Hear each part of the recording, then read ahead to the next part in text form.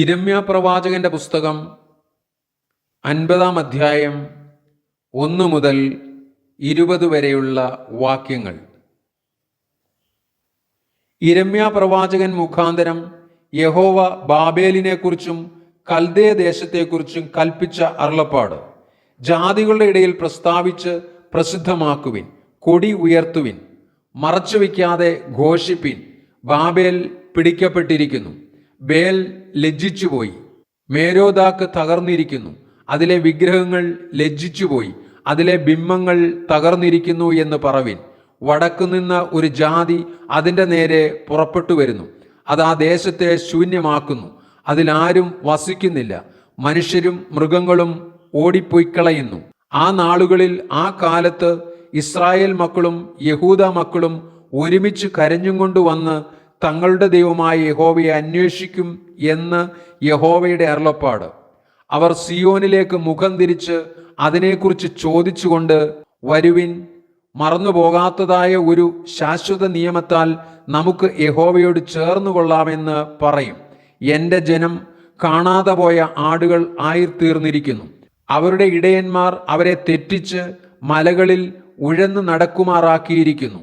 അവർ മലയിൽ നിന്ന് കുന്നിന്മേൽ പോയി തങ്ങളുടെ കിടപ്പിടം മറന്നുകളഞ്ഞു. അവരെ കാണുന്നവരൊക്കെയും അവരെ തിന്നുകളയുന്നു. അവരുടെ വൈരികൾ, നാം കുറ്റം ചെയ്യുന്നില്ല, അവർ നീതിനിവാസമായ യഹോവയോട്, അവരുടെ പിതാക്കന്മാരുടെ പ്രത്യാശയായ യഹോവയോട് തന്നെ പാപം ചെയ്തുവല്ലോ എന്ന് പറഞ്ഞു.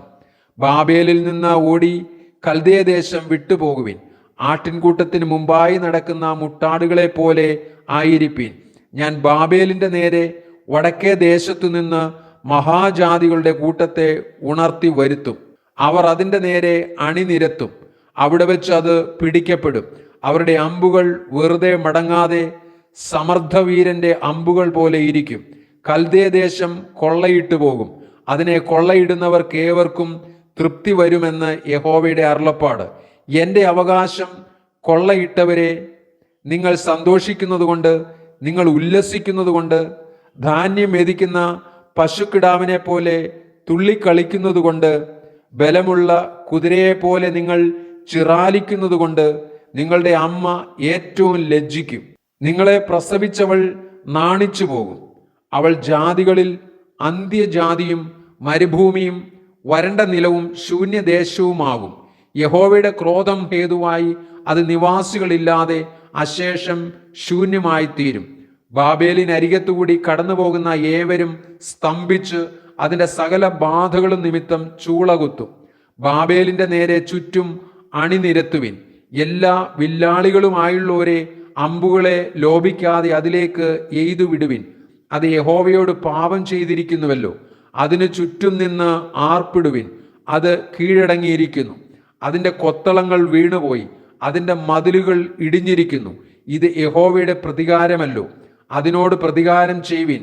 അത് ചെയ്തതുപോലെ അതിനോടും ചെയ്വിൻ. വിതയ്ക്കുന്നവനെയും കൊയ്ത്തുകാലത്ത് അരിവാൾ പിടിക്കുന്നവനെയും ബാബേലിൽ നിന്ന് ഛേദിച്ചു കളവിൻ. നശിപ്പിക്കുന്ന വാൾ പേടിച്ച് ഓരോരുത്തൻ സ്വജനത്തിന്റെ അടുക്കൽ മടങ്ങിപ്പോകുകയും സ്വദേശത്തേക്ക് ഓടിപ്പോകുകയും ചെയ്യും. ഇസ്രായേൽ ചിന്നിപ്പോയ ആട്ടിൻകൂട്ടമാകുന്നു. സിംഹങ്ങൾ അതിനെ ഓടിച്ചു കളഞ്ഞു. ആദ്യം അശൂർ രാജാവ് അതിനെ തിന്നു.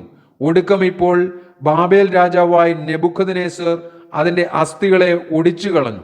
അതുകൊണ്ട് ഇസ്രായേലിന്റെ ദൈവമായ സൈന്യങ്ങളുടെ യഹോവ ഇപ്രകാരം അരുളിച്ചെയ്യുന്നു: ഞാൻ അശൂർ രാജാവിനെ സന്ദർശിച്ചതുപോലെ ബാബേൽ രാജാവിനെയും അവന്റെ രാജ്യത്തെയും സന്ദർശിക്കും. പിന്നെ ഞാൻ ഇസ്രായേലിനെ അവന്റെ മേച്ചൽപ്പുറത്തേക്ക് മടക്കി വരുത്തും. അവൻ കർമ്മേലിലും ബാശാനിലും മേഞ്ഞുകൊണ്ടിരിക്കും. എഫ്രൈം മലനാട്ടിലും ഗിലെയാദിലും മേഞ്ഞ് അവന് തൃപ്തി വരും. ഞാൻ ശേഷിപ്പിച്ചു വയ്ക്കുന്നവരോട് ക്ഷമിക്കയാൽ ആ നാളുകളിൽ, ആ കാലത്ത് ഇസ്രായേലിന്റെ അകൃത്യം അന്വേഷിച്ചാൽ അത് ഇല്ലാതെയിരിക്കും.